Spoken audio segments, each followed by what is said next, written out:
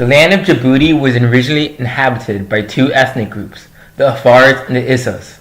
The Afars are closely related to Ethiopians, while the Issas are linked closely with Somalians. Later, in 1862, the French began the colonization efforts and secured the French territory of the Afars and Issas. However, as time went on, tensions between the indigenous groups and the French began to increase.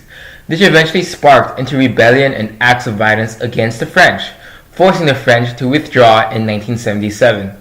With its newfound freedom, the land claimed independence, naming itself Djibouti and electing Hassan Guled Abdedon as president.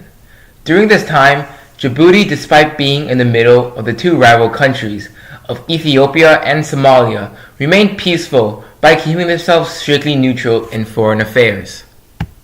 However, there were ethnic difficulties between the Afars and the Issas, where most Afars were ousted from positions of power. This led to a dominance of Issas in civil services. During this time, Djibouti also underwent difficulties in its urban areas, including poor infrastructure, high living costs, and the displacement of many city residents. In 1992, a new constitution was passed, ending the Issa-dominant party state and allowing multiple parties. However, ethnic tensions reached a peak and a civil war broke out between the two ethnic groups. It ended with a peace agreement, allowing the FRUD party of Afars to become ministers in the government. Gele was later appointed as president in 2001, part of the UMP, the Union for the Presidential Majority, consisting of members from both the Ista RPP and the Afar FRUD. Djibouti's relationship with its neighbor Eritrea resulted in conflict between the two. However, Eritrea's actions of taking Djibouti's land was heavily criticized by the African Union and the UN. During the next presidential election, a constitutional amendment abolished the term limit, allowing Gele to remain president after the election, eliciting boycotts from opposing parties. This resulted in a tense political climate. However, Gele and the UMP party still hold 4/5 of its parliamentary seats. Recently, Djibouti has been greatly impacted by a massive tropical storm across the Horn of Africa. The storm had winds of 60 miles per hour and caused massive damage to crops and infrastructure. The storm hit both Somalia and Djibouti, affecting at least 30,000 people. Additionally, the storm caused severe flooding in the affected countries, flooding homes and stranding people. The UN estimates that 700,000 people in flood-affected areas will need livelihood support. Recently, Djibouti and Ethiopia have brokered a deal to develop and operate a port during Prime Minister Abiy Ahmed's visit to Djibouti. It was said that Djibouti would also be allowed to take stakes in Ethiopia's telecoms industry or other infrastructure. Orders were given to the two countries' foreign ministers and economic ministers to work on the detailed specification and technicalities. This is significant because it is the first time the Ethiopian government requested for joint port development and discussion with Djibouti. China and the US are at odds over their respective military bases in Djibouti. Pentagon Rep Dana White has said that Chinese personnel in Djibouti have been using lasers to target the eyes of American pilots, while China has denied the accusations. The conflict here has developed because China has long desired to expand its territory in the region, something that America opposes. Another reason is that the Chinese military base is close to the American military base established after the 9/11 terrorist attacks. Language is a large part of Djibouti's culture. Because of its many ethnic groups, people speak languages such as Somali, Afar, Arabic, French, and many other languages.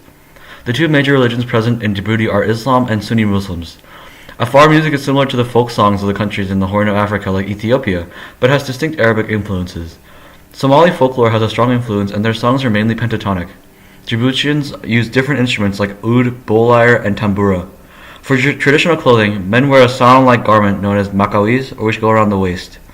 Traditional women wear dirak, a long diaphanous voile dress that is lightweight and made from polyester and cotton.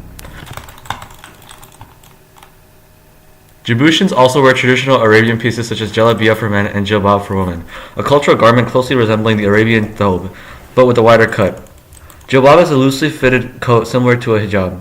Like other North African countries, the art from Djibouti often utilizes geometrical shapes in its design and motifs. The art that I've created here, as previously mentioned, is based not only on art from Djibouti, but North African art overall, where it utilizes a lot of geometric shapes on its design and motifs. For my art piece, I created a collage of Djibouti lifestyle. This photo and the bottom three here all show a common market in Djibouti, where 40% of the population go to get their groceries or anything they might need. This photo shows a regular apartment complex, and this one shows a church. This one shows a regular middle-class citizen wearing whatever the usual clothing. It's very Western. He's wearing a t-shirt and a pair of jeans. This one shows a famous beach where most of Djiboutians go for their vacations. And the middle top one shows an airport. My piece of culture is from the Djiboutian president's 2015 speech to the UN. While not the most important commonly spoken language in the country, French is used in politics and education. The language is a remnant of a colonial French past. Avant de commencer mon discours, je souhaiterais saisir cette occasion pour rendre un hommage appuyé à la mémoire de son Excellence Robles Oihaleye, représentant permanent de Djibouti auprès des Nations Unies et ambassadeur de la République de Djibouti aux États-Unis. Mon pays et moi-même avons perdu un frère et un grand patriote. La famille des Nations Unies a quant à elle perdu un collègue et une amie. In English, this means the following. Before beginning my speech, I would like to take this opportunity to pay tribute to the memory of His Excellency Robles Oihaleye, Permanent Representative of Djibouti to the United Nations and Ambassador of the Republic of Djibouti to the United States. My country and I have lost a brother and a great patriot. The family of the United Nations has lost a colleague and a friend. So in learning about Djibouti, I think a really significant thing I learned about the country was the fact that even though it had a very relative short history, it still underwent a lot of changes, such as its own civil war between two conflicting groups. Something I really admire about the country is probably how the Afars and the Issas managed to somewhat band together and drive the French out when they no longer wanted the French colonizing them.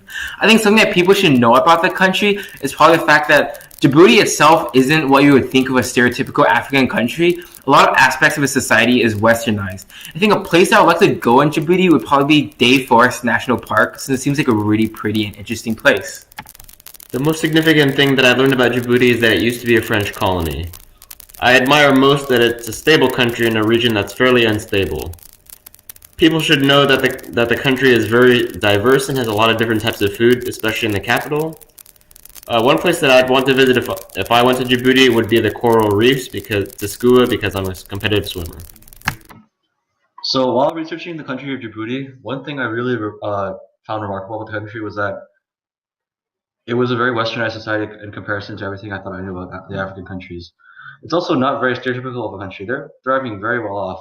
While they might not be as modernized or as powerful as like maybe the U.S. or any other more modernized countries, they're still well off on their own, and I think it's remarkable how they still manage to defend and keep going.